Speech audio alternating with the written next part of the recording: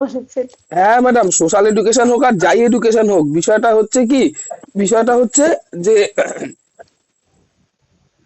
বিষয়টা হচ্ছে যে দেখুন, এই যে আপনারা যে কাজটা করেন, হ্যাঁ, এইটা হুম। কাজটা করতে গিয়ে কোনোদিন কি কোনো প্রাইমারি স্কুলের টিচারের সাথে সাক্ষাৎ হয়নি বা ওনার সাথে কোনো হ্যাঁ কথোপকথন স্যার, হয়নি এই বিষয় নিয়ে? হ্যাঁ স্যার হয়েছে স্যার। তাইলে তাইলে আপনি বলেন, তা ওই সমস্ত প্রাইমারি স্কুলের হেড টিচার গুলো জানবেন না আপনারা অ্যাকচুয়াল কি কাজ করেন, আর ওখান থেকে কোন জায়গা থেকে কোশ্চেন করলে আপনাকে আটকানো যাবে? এটা কি জানবে কি জানবে না বলেন? বলতে হুম। পারলেন জিনিসটা? হুম। এইবার এবার আপনি যখন এবার চলে আসলেন, আপনি ট্র্যাক চেঞ্জ করে, মানে ওখানে গ্রাজুয়েশনটা বাদ দিয়ে চলে আসলেন আপনি পঞ্চায়েতে। এবার পঞ্চায়েত লেভেলে যে কাজটা করেন সেই কাজটা কিভাবে পাওয়া যায়, কিভাবে পেয়েছি, সেই জিনিসগুলোকে একটু ক্লাসিফাই করেন। যে আমরা সমাজে গিয়ে, এবার দেখেন আপনারা কাজ করার পরেও যখন আপনারা রিপোর্টটা লেখেন, কোনো জায়গায় না লিখতে পারেন না গভর্নমেন্ট না এখানে না। কাজ করেনি, গভর্নমেন্ট কাজ করেছে, এখনো কাজ চলছে, আমরা সুদূর প্রসারী চিন্তা ভাবনায় এগোচ্ছি। আমরা তো এটা বলতেই পারি, হুম। কোনটা বলতে না পারি তো? লেখা যাবে। না লেখা যাবে না, দেখেন এই না লেখা যাবে না আমি এখান থেকে বুঝে গেলাম, আর আপনি ওখানে প্র্যাকটিক্যাল করেন, হুম। ঠিক আছে? মানে বিষয়টা কিরকম, ধরুন আপনি যেখানে, বলুন আপনি যেখানে কাজ করেন সেখানে অ্যাকচুয়াল কোন কাজটা করেন সমাজের? স্যার আমরা বিশেষত স্যার ইয়ে যেটা ডেঙ্গুর মশা সার্ভে ওটা করি। আচ্ছা, এছাড়া ডেঙ্গু, এবার এবার দেখেন ডেঙ্গু যখনই শুনে ফেললাম না, আচ্ছা ম্যাডাম ডেঙ্গু মশা, কোন মশা কামড়ালে ডেঙ্গু হয় ম্যাডাম? হ্যাঁ স্যার, স্ত্রী এডিস মশা কামড়ালে ডেঙ্গু রোগ হয়। আমি যে বললাম, আমি তো জাস্ট এটা মানে বেসিক লেভেলে জিজ্ঞেস করলাম যে হ্যাঁ আপনার এই নলেজ আছে। যখনই আমি এই কোশ্চেনের দুটো অ্যান্সার পেয়ে গেলাম না, তখনই আপনার মধ্যে ঢুকে গেল, আচ্ছা তুমি তো এটা জানবেই যে ম্যালেরিয়া। আচ্ছা, ম্যালেরিয়ার লক্ষণ কি একটু বলেন তো? এবার ডেপথে ঢুকবো আস্তে আস্তে। হ্যাঁ স্যার। ম্যালেরিয়ার লক্ষণ কি, বা কেন স্যার ম্যালেরিয়া হয়, বা কেন ডেঙ্গু হয়, বা কি বিষয়টা কি? হ্যাঁ স্যার, ম্যালেরিয়া রোগের লক্ষণ হচ্ছে স্যার কাঁপুনি দিয়ে জ্বর আসবে। আচ্ছা, মানে আর? কাঁপুনি দিয়ে জ্বর হবে। আর গায়ে হাতে পায়ে ভীষণ ব্যথা হয়। আর আর স্যার বমি বমি ভাব লাগে। আচ্ছা, তাহলে কি ট্রিটমেন্ট করলে ম্যালেরিয়া ঠিক হয়ে যায়? ম্যালেরিয়া ট্রিটমেন্ট করলে স্যার যেটা প্যারাসিটামল জাতীয় ওষুধ আছে, ওটা আচ্ছা, ব্যথা কমার ম্যালেরিয়া জন্য খাওয়াতে ম্যালেরিয়া হবে। হয়েছে ম্যালেরিয়া আর প্যারাসিটামল দিয়ে ম্যালেরিয়া ঠিক হয়ে যাবে? কি ম্যাডাম কি বলছেন? স্যার আমাকে কিছু বলবেন? আপনি শুনুন, আপনাকে বলবো। স্যার ওই যে শিক্ষিকা টিকিকা লিখাচ্ছিলেন ওটার কিছু বলবেন? আপনি কি আরো ভালো লিখতে পেরেছেন এখনো পর্যন্ত? ওই তো দুবার বলেছেন, দুবার লিখেছি শুধু। ও আচ্ছা, দুবার লিখে আপনি বসে আছেন, আমি বললাম না আরো ভালো করে হাতের লেখাটা করেন, তারপরে আগের থেকে এই লেখাটা আরো ভালো হবে। লেখেন দেখি আপনি। কেন? এটা দিয়ে আমি আপনার মধ্যে যে কোনো একটা জিনিসের কনসেন্ট্রেশনটা বাড়াচ্ছি, এটাও এক ধরনের ধ্যান। হুম, বুঝলাম। আর মৌসুমী ম্যাডাম, হ্যাঁ স্যার। আপনাকে আরেকটা জিনিস বলি, দেখুন আমার কাছে একটা বাচ্চা আছে, হ্যাঁ দুটো বাচ্চা আছে আমার কাছে, ঠিক আছে? হুম। একটা ফার্স্ট বয়, একটা লাস্ট বয়, ঠিক হুম। আছে? এবার আপনি বলেন তো, ওই দুটো বাচ্চার মধ্যে মেইন ডিফারেন্সটা কোথায় থাকবে বলেন দেখি? দুটো বাচ্চা আছে, একজন ফার্স্ট বয় একজন লাস্ট বয়। হ্যাঁ, মেইন ডিফারেন্সটা কি থাকবে বলেন তো? সে আমি বলে দেবো, পড়াশোনার আমি দিক সাহায্য করবো, হ্যাঁ বলেন বলেন। যে ফার্স্ট বয় সে পড়াশোনার দিক থেকে এগিয়ে থাকবে। আর বাহ, যে লাস্ট বয়, দারুণ। হ্যাঁ বলুন বলুন। যে লাস্ট বয় পড়াশোনার দিক থেকে অতটা নয়, তাকে রিমেডিয়াল টিচিং এর মাধ্যমে তাকে সংশোধন করা সম্ভব। আরে ম্যাডাম, সবকিছুই আপনি টিচিং এর মধ্যে ঢুকিয়ে নেন কেন? আচ্ছা ঠিক আছে ঠিক আছে, ভালো, আমি আপনার উত্তরটা সাপোর্ট করছি, খুব ভালো। তাহলে দেখেন ম্যাডাম, আমি উত্তরটা এরকম ভাবে দিচ্ছি, বুঝলেন তো?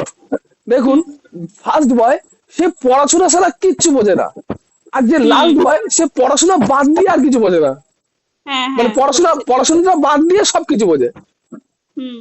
তাই না? ঠিক। তা ম্যাডাম, আপনার অ্যান্সার গুলো না এরকম হচ্ছে। হুম। স্যার করেন তো কোশ্চেন দেখি, কোশ্চেন কোথায় আটকায়। হ্যাঁ মানছি, স্যার। না না শুনুন, আমারটা শুনে নেন। মানছি আমি আপনাকে আটকাতে পারবো না, কিন্তু এই কোশ্চেন বাদ দিয়ে তো আরো অন্যান্য অন্যান্য ফিল্ড গুলো আছে, বুঝতে পারলাম? হুম। আপনার কথা বা মনের ভাব থেকে ওই ফিল্ডটা আসছে না আপনার কাছে, কি মানে, মানে আপনি অর্জুন হয়ে গেছেন। না না যে স্যার আমি কিছু না। হ্যাঁ অর্জুনই হয়ে গেছেন কেন বলেন তো? যে স্যার আপনি দেখতে বলেছেন যে পাখির চোখ ছাড়া আর কিছু দেখতে না, আমি টার্গেটও সেট করে নিয়েছি পাখির চোখ, তা সুতরাং ওটা ছাড়া আমি আর কিছু দেখতে পাচ্ছি না। কিন্তু সোসাইটিটা তো অন্য জায়গায় ম্যাডাম। হুম। এখন তো আপনারা আপনারা বা আর যারা 50,000 ক্যান্ডিডেট যারা এখনো ওয়েটিং করছে চাকরির জন্য, তারা এখনো ড্যাম শিওর না যে তাদের আদৌ রিক্রুটমেন্টটা ভোটের আগে কমপ্লিট করানো সম্ভব হবে কিনা, যে টপিকে একটু আগে পায়েলের সাথে আলোচনা করছিলাম। হুম। ঠিক আছে, স্যার তা সুতরাং স্যার ম্যালেরিয়া রোগে এটা পর্যাপ্ত পরিমাণে পানি মানে জল দেওয়া হয়, জল খাওয়াতে হবে, আর তরল জাতীয় খাবার হয়তো ডাবের জল, এই না না ফলের। ম্যালেরিয়া এই যে কুইনাইন রেসারপিন ওগুলো বলবেন তো, ওগুলো শুনলাম না তো। হ্যাঁ হ্যাঁ হ্যাঁ, ম্যালেরিয়া রোগে কুইনাইন রেসারপিন ওইগুলো বললেনই না। এইগুলো কি? আর বাদ বাকি তো বললেন ঠিক আছে, কাঁপুনি দিয়ে জ্বর। কেননা এগুলো তো ট্রিটমেন্টটা খুব তাড়াতাড়ি করতে হবে। যদি ডেঙ্গু ট্রিটমেন্টটা ডেঙ্গু ধরা পড়ার 24 ঘন্টার মধ্যে না করেন তাহলে হাতের থেকে বেরিয়ে যায়, হুম রুগী মরেও যেতে পারে। আপনি নিজে খুব ভালো করে জানেন তো, ডেঙ্গুতে 2.5 দিনের মধ্যে লোক মরে যাবে, এটুকু তো গ্যারেন্টি, যদি ট্রিটমেন্ট না পায়। হ্যাঁ হ্যাঁ স্যার ডেঙ্গুতে, তাহলে ডেঙ্গু রোগে স্যার ডেঙ্গু রোগের তো কোনো নির্দিষ্ট ওষুধ নেই, ওটা পর্যাপ্ত বিশ্রাম আর পর্যাপ্ত জল জল পান হ্যাঁ করতে হবে, মশারি টাঙিয়ে শুতে হবে। হ্যাঁ ওর ওর মধ্যেই যদি রুগী ঠিক হয়ে যায় তাহলে খুব ভালো, আশা করি এখনো পর্যন্ত ওর মধ্যেই ঠিক হয়ে যায়। হুম হুম। ঠিক আছে, স্যার আর কি কোশ্চেন হতে পারে ওখান থেকে? এই তো ওই কোশ্চেনে যাচ্ছি তো, জলাতঙ্ক রোগ। জলাতঙ্ক রোগ হ্যাঁ স্যার কি জলাতঙ্ক রোগ। বিষয়টা, বিষয়টা কি বলেন? এর আগের দিন আপনার সাথে আলোচনা করছিলাম, বিষয়টা কি বলেন? জলাতঙ্ক রোগ হচ্ছে স্যার কুকুর, বেড়াল, হনুমান এইসব প্রাণী কামড়ালে জলাতঙ্ক রোগ হয়। আর কি রোগটা জলাতঙ্ক কি? জলাতঙ্ক হলে জল দেখে আতঙ্ক, একদিন বললেন জলে ওদের মুখ দেখতে পারবে, বুঝলাম। অ্যাকচুয়াল শরীরের ভেতরে কি হয়? স্যার শরীর জ্বালা পোড়া করে। শরীর জ্বালা পোড়া করে, আর আর স্যার কি বলবো স্যার, ভীষণ ওদের ব্যথা করে হয়। ম্যাডাম এই জলাতঙ্ক রোগে মেইন যেটা কি হয়, ওই যার হয়েছে না, হ্যাঁ, সেও নিজেকে কুকুর ভাবতে হ্যাঁ। শুরু করে। সেও হুম। নিজেকে কুকুর ভাবতে শুরু করে।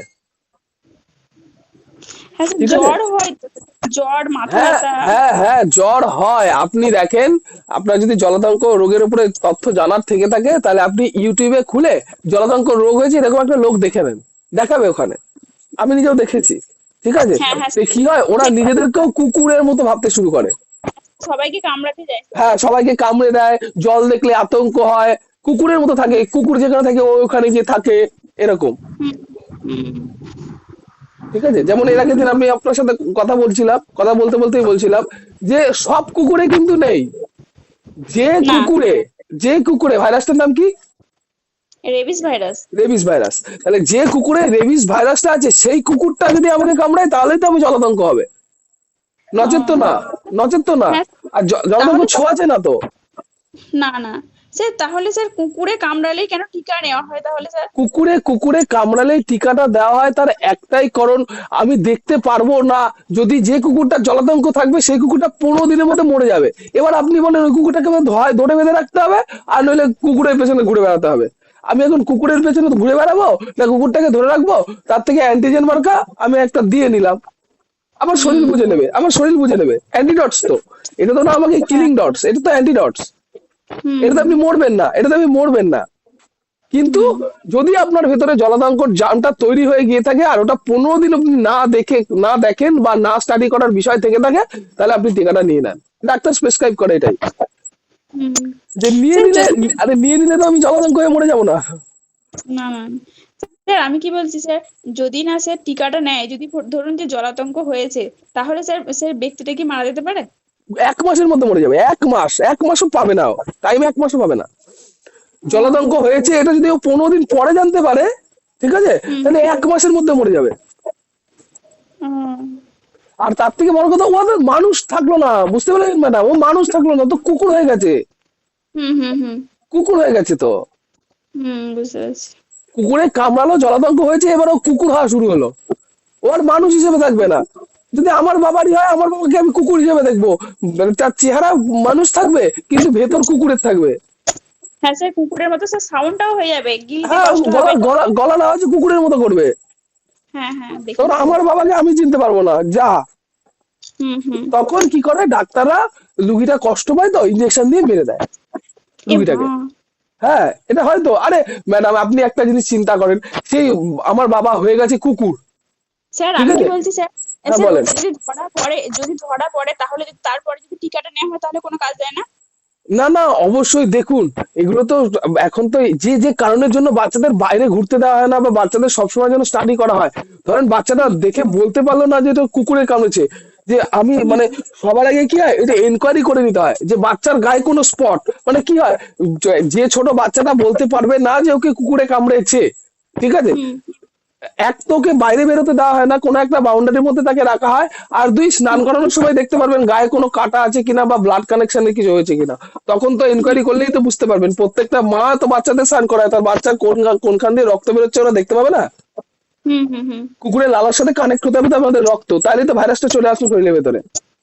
হুম এই যখন চেক করবে, মানে এটা রেয়ার কেস, কেননা সবাই মোটামুটি বলতে পারে যে কুকুরে কামড়েছে, আর যারা বলতে পারে না তাদের তো বডিটা দেখলেই বোঝা যায় কি অবস্থা।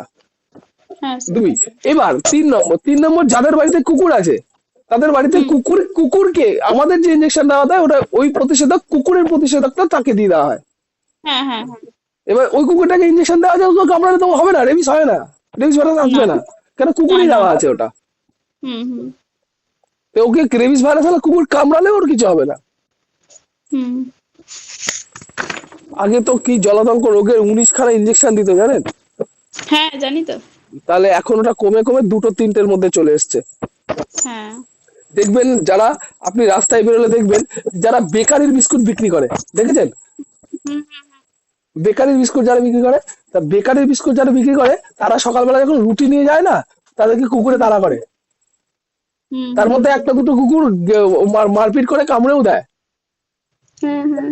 ওদেরকে ওই যে যে বেকারির হয়ে কাজ করে, সেই বেকারির হুম লোক ওদেরকে ইঞ্জেকশন দেওয়া হয় ও আগে থেকেই, যে তোমরা হ্যাঁ রেবিস ভাইরাসের ইঞ্জেকশনটা নিয়ে নাও, যাতে তোমাকে রেবিস অন্তত আক্রমণ না করে, হুম ঠিক আছে?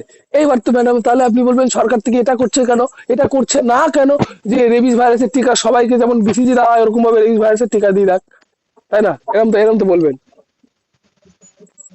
যাতে সেটা কুকুরে স্যার। কামড়ালেও না কামড়ালেও কিছু হয়। স্যার একটা কুকুর একটা লোক মনে করুন যে একটা লোককে কুকুরে কামড়াইছে, সে ভ্যাকসিনটা নিল, তার 1 মাস পরে আবার যদি কুকুর একটা কামড়ে দেয় জলাতঙ্ক রোগেই একটা কুকুর, তাহলে আবার সেই ভ্যাকসিনটা নিতে হবে? হ্যাঁ, নিতে হয় তো, ওই যে বললাম দুটো বা তিনটে এন্টার এন্টার করে করে করা হয়, একসাথে তিনটে দেওয়া হয় না, প্রথমে একটা দেওয়া হয়, তারপর আপনি দেখবেন হসপিটাল থেকে যদি দেন, হসপিটালে প্রথমে একটা দেয়, দিয়ে বলবে এ নাও তুমি পরে হিয়ারিং ডেট এই ডেটে আবার আসবা দিয়ে নিবা, দেখবেন ওটা দেখবেন 15 দিন পর হবে বা 7 দিন পর হবে, হুম। আর যদি তারপরেরটাও ধরুন দেখবেন 15 দিন পর হবে। যদি ধরুন 1 বছর পরে আবার একটা কুকুর কামড়ালো জলাতঙ্ক রোগে, তাহলে সেক্ষেত্রে আবার নিতে হবে?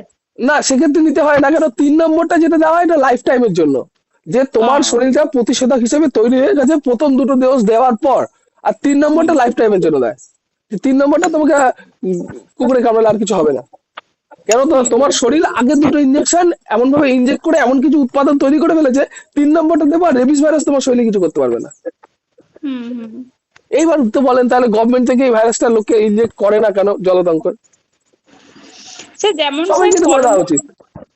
করোনা যেমন ভ্যাকসিন নেওয়ার ফলে মানুষের নানা রকমের রোগ প্রতিরোধক ক্ষমতাটা কমে গেছে, তেমনি নানা রকমের যে ভাইরাসের টিকাগুলো আছে তার জন্য স্যার নেওয়া হয় না, ওগুলো নিলেও শরীরে বিভিন্ন রকমের রোগ প্রতিরোধক ক্ষমতাটাও কমে যেতে পারে, বা মানুষের কোনো কিছু রোগ হতে পারে, তার জন্য আরে স্যার সবাই নেই। ম্যাডাম, এইটা সর্বোৎকৃষ্ট উত্তর বলবো আমি, হ্যাঁ স্যার বলুন।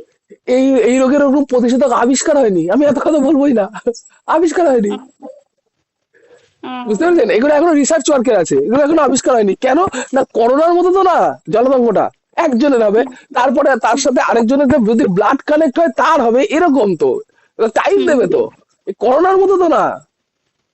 হুম কেন করোনা এখন হয়েছে আমি শুনতে পারলাম, তো আমাকে 24 ঘন্টা টাইম দিয়েছে, তার মধ্যে মরছি, হুম। স্যার করোনার করোনার সাথে যে সাথে কেউ মরে না। হ্যাঁ স্যার বলছি যে করোনার যে ভ্যাকসিন গুলো নেওয়া হয়েছে তার ফলেও তো অনেক মানুষের কিন্তু আয়ুটা হ্যাঁ, বেড়ে যায়, আয়ু ক্ষমতাটা কমে কমে গেছে না, মানুষের শরীরে ইমিউনিটি পাওয়ারটা কমে গেছে, এটা বলছে, এটা মানে স্টাডি বলছে, মানে এটা বর্তমানে স্ট্যাটিস্টিক্স বলছে। কিন্তু ম্যাডাম দেখুন, এবার ধরুন আমি যেটা বলতে চাইছি, যে ওটা তো আমাদের শরীরে অ্যান্টিজেনটা বাড়ানোর জন্য দেওয়া হয়েছে, যেমন অনেককে দেখবেন মাল্টিভিটামিন ওষুধ খায়, হুম হুম তা সে তো শরীরের ইমিউনিটি বাড়ানোর জন্য, তা ওই ভ্যাকসিনটাও তো শরীরে বাড়ানোর জন্য দেওয়া হয়েছে। এটা একটা আফওয়া না, মানে এটা একটা আফওয়া বলবো না যে করোনার ভ্যাকসিন দেওয়ার ফলে লোকের ইমিউনিটি কমে গেছে, এটা একটা, কেননা এত লোকের রিসার্চ করার পর করোনার টিকাটা বেরিয়েছে। এবার আপনি যদি বিশ্বাসই করে নেন আপনি, আমি যেটা বলছি সেটা ট্রু না, মানে সত্যি না, তাহলে ব্যাপারটা একটু কেমন হলো না, বলতে পারলাম জিনিসটা? স্যার, মানে কিন্তু মানছি সব আপনি লোকের বলছেন, মুখে শুনতে না না না না, হ্যাঁ আপনি বলছেন আমি মানছি যে 80% লোক কি বলছে যে করোনা নেওয়ার পর আমাদের শরীরে ইমিউনিটিটা এরকম কমে গেছে, যে আমাদের আয়ুটাও কিছুটা কমে এসছে, মানছি। কিন্তু করোনার যে বিজ্ঞানী বা করোনার রিসার্চ রিপোর্ট বলছে না, এই ভ্যাকসিনটা আমরা দিয়েছিলাম আপনার শরীরে ইমিউনিটি বাড়ানোর জন্য, হুম তাই না? এটা রিসার্চ করে আমরা বার করেছি, তার ট্রুথও আছে, আমাদের দেখেন সার্টিফাইড কপিও আছে যে এটা শরীরে জেনারেট হচ্ছে, মানে ফ্রম বায়োলজি থেকে এই জিনিসটা এসছে। হ্যাঁ স্যার। স্যার বলছি যে আমার নাম থেকে কি কোশ্চেন হতে পারে? আপনার নাম থেকে না, a girl in a fair আপনার টপিক, বোঝান কোন ক্লাসে করাবেন, আপনি বুঝে আমাকে করান।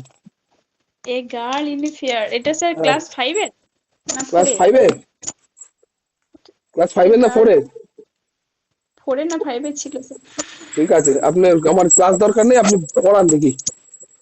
স্যার এখন আমি বাটারফ্লাই রেডি। ইংলিশ, হ্যাঁ এখনই করেন, ততক্ষণ আমি পায়েলের সাথে একটু কথা বলে নিই। ঠিক আছে।